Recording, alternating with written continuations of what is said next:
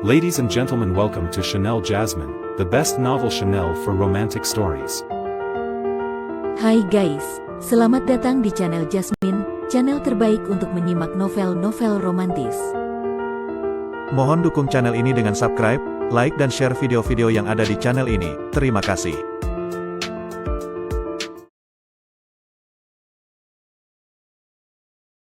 Kaisar Agung Seni Bela Diri bab 974. Antarmuka ruang telah dirobek oleh kekuatan luar biasa dari Luluo, sementara Luo Xiu menggunakan kekuatan formasi untuk menstabilkan jalur bintang, lalu segera terbang ke udara dan dalam sekejap masuk ke dalam jalur bintang itu. Luluo tanpa berpikir panjang juga langsung mengikutinya masuk. Sedangkan lembah Dewa Bulan yang berada di dalam Gunung Wanren tak perlu dikhawatirkan akan ada yang datang merusaknya. Di dekat bintang Klanji dari 3000 dunia besar, terdengar gemuruh yang mengguncang seperti halilintar di angkasa luar. Suara dahsyat itu menggema luas di antara hamparan bintang, mengguncang banyak ahli bela diri dari bintang Klanji dalam sekejap. Satu persatu ahli keluar dari gua-gua tempat mereka berlatih, semuanya mengirimkan kesadaran ilahi mereka untuk menyapu langit tempat suara besar itu berasal. Di angkasa luar yang gelap gulita, sebuah retakan ruang terbentang seperti merobek alam semesta. Di tengah getaran hebat dari hukum ruang, gelombang demi gelombang riak menyebar, seperti permukaan danau yang dilempar batu.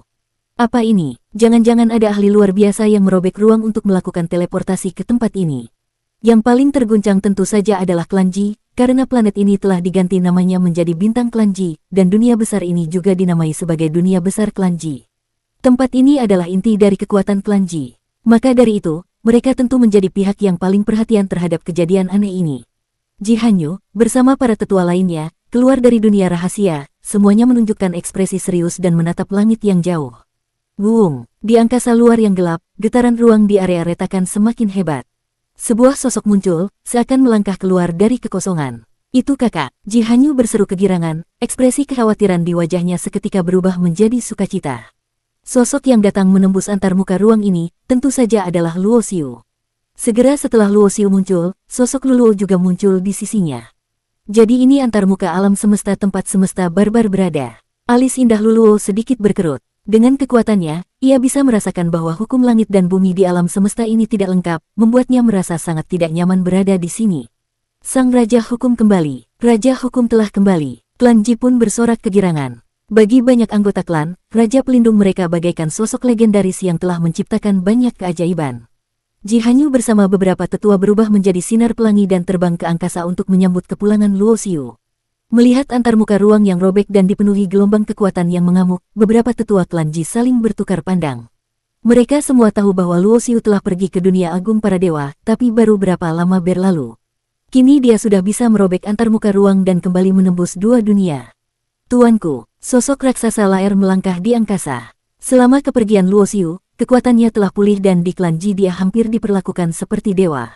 Seluruh tubuhnya dipenuhi aura ganas dari dewa dan iblis tingkat 7.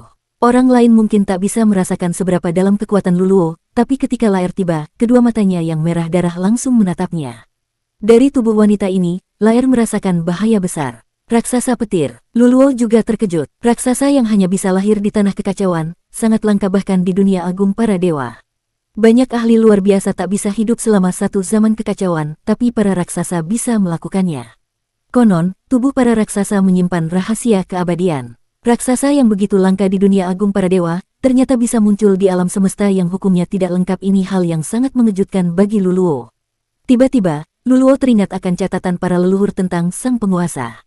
Konon, pernah ada satu raksasa petir yang mengikuti sang penguasa, dan kemudian diberi kebebasan, lalu menghilang dari dunia. Pada saat yang sama, Luo Xiu melihat Shen Bingyu, lalu Chazian, dan juga Xiao Jiangming. Yang membuat Luo Xiu cukup terkejut adalah, ia juga melihat Qi Yurong. Yurong, sudah lama tak bertemu. Luo Xiu bergumam pelan. Dalam hatinya, ia memang merasa punya hutang perasaan terhadap wanita ini. Dulu saat ia berjanji kepada Shen Bingyu untuk tetap berada di sisinya, ia juga pernah berpikir untuk memberikan kesempatan yang sama kepada Yurong. Namun karena berbagai urusan yang datang silih berganti, ia tak pernah sempat mengunjungi Qi Yurong di dunia surga ilahi untuk berbicara dengannya dengan serius. Namun tak disangka, sekembalinya dari dunia liar, ia justru bertemu dengannya di sini, di Klan Ji. Apakah tuan tak senang melihatku? Qi Yurong tersenyum. Kecantikannya tak kalah dari wanita manapun di dunia, tapi dirinya memiliki kelembutan yang tak dimiliki oleh yang lain selembut air mengalir. Tidak, aku senang sekali bisa bertemu denganmu di sini. Luo Xiu tersenyum menjawab, lebih baik kita lanjutkan pembicaraan nanti di dalam. Setelah melihat sekeliling, Luo Xiu perlahan berkata, lalu mengibaskan tangan dan menebarkan beberapa bendera formasi untuk sementara menyegel jalur bintang. Migrasi klan Ji dan klan Dewa Perang bukanlah perkara yang bisa diselesaikan dalam 1-2 hari, karena semua ini terlalu mendadak. Selain itu, masih ada keluargamu, Istana Wuliang, dan Sekte Kaisar Dunia Bawah. Saat klan Ji dalam bahaya dulu, ketiga kekuatan ini telah mengulurkan tangan untuk membantu. Sekarang, dengan adanya kesempatan untuk memasuki dunia agung para dewa, Luo Xiu tentu harus memberitahu mereka juga. Di dalam aula utama klan Ji, semua orang telah duduk. Luo Xiu lalu membuka suara, selama aku pergi, apakah ada kejadian penting yang terjadi? Pertanyaan ini terutama ditujukan karena Luo Xiu khawatir akan masalah jalur bintang menuju Gunung Yuanxi. Dulu, ia telah menghancurkan jalur bintang milik Gunung Yuanxi. Namun Gunung Yuanxi di sisi dunia liar pasti tidak akan tinggal diam. Jika leluhur tingkat 7 dari mereka keluar dari pertapaannya, maka dengan kekuatannya, walaupun harus membayar harga tertentu, ia tetap bisa merobek antar muka ruang dan masuk ke sini. Dulu, Luo Xiu menggunakan monumen penyegel iblis untuk sementara menekan formasi hukuman langit pengunci jiwa di pegunungan Loyun, agar layar dapat memulihkan kekuatannya sebagai dewa iblis tingkat 7 dan menjaga wilayah klan Ji. Semua berjalan lancar, kata Ji Hanyu. Luo Xiu mengangguk dan berkata, kali ini aku kembali untuk membawa klan Ji dan klan Dewa Perang ke dunia liar. Soal tempat tinggal, aku sudah menyiapkannya.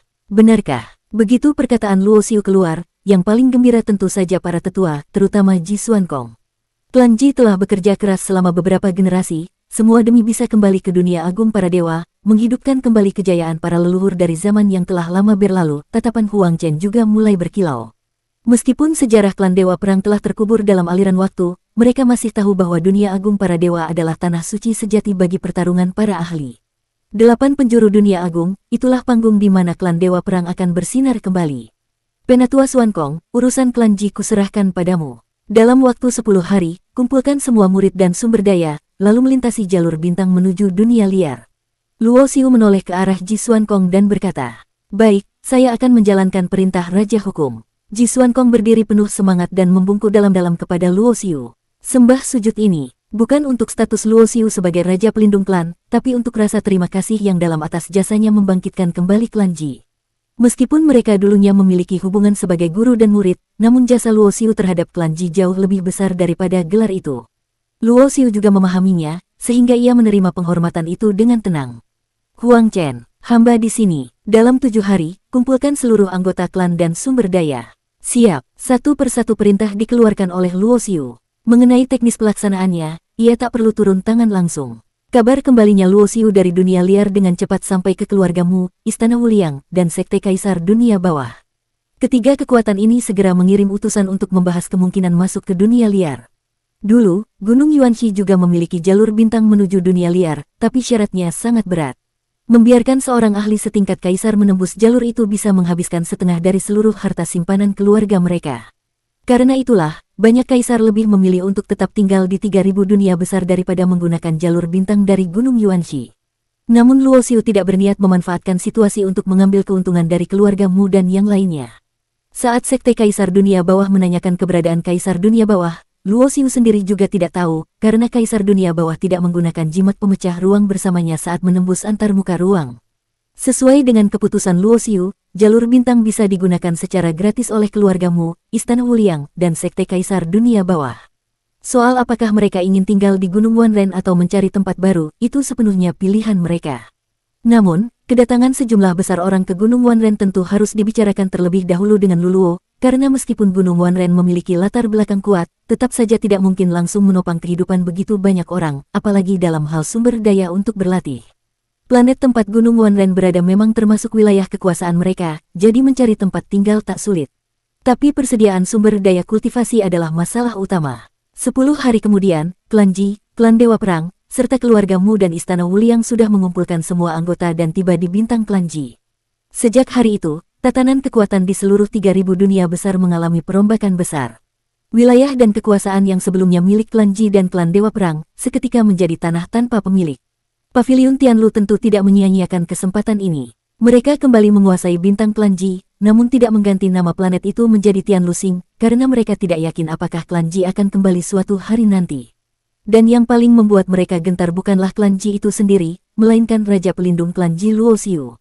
Berdasarkan rencana Luo Xiu, lebih dulu adalah klan Dewa Perang yang melintasi jalur bintang dan tiba di lembah Dewa Bulan, Gunung Wanren. Kedatangan begitu banyak orang secara tiba-tiba tentu saja menimbulkan kegemparan di Gunung Wanren, tapi semua gejolak bisa diredam oleh 6 tetua agung tanpa ada masalah. Luo Xiu memerintahkan Huang Chen untuk membawa rakyatnya keluar dari Gunung Wanren dan mencari tempat yang cocok di planet tersebut untuk menetap. Setelah itu, klan Ji menyusul, kemudian disusul oleh keluarga Mu yang datang dengan seluruh anggota klan. Hanya Istana Wuliang dan Sekte Kaisar Dunia Bawah yang mengirim sebagian kecil ahli setingkat dewa, sementara sisanya tetap menjaga warisan mereka di 3000 dunia besar.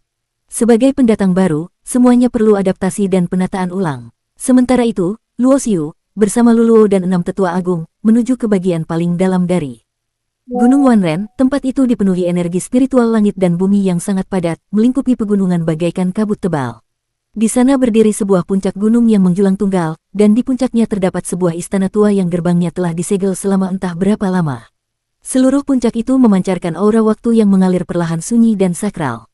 Tempat ini adalah tanah suci terlarang di Gunung Wanren, juga merupakan tanah leluhur mereka. Hanya para tokoh berpangkat tetua ke atas yang boleh memasukinya. Bahkan murid inti pun tak punya hak untuk melangkah ke sini. Konon, istana yang berdiri di puncak ini adalah tempat pendiri Gunung Wanren, Raja Ilahi Wanren, pernah bersemedi. Diyakini bahwa di dalamnya tersembunyi harta karun luar biasa. Namun sejak Raja Wanren wafat, para pemimpin dan kepala gunung generasi berikutnya tidak ada satupun yang mampu membuka gerbang istana itu. Apa sebenarnya yang tersembunyi di dalamnya masih menjadi misteri, namun banyak yang menduga bahwa di dalamnya terdapat senjata ilahi tak tertandingi senjata kaisar. Bersambung.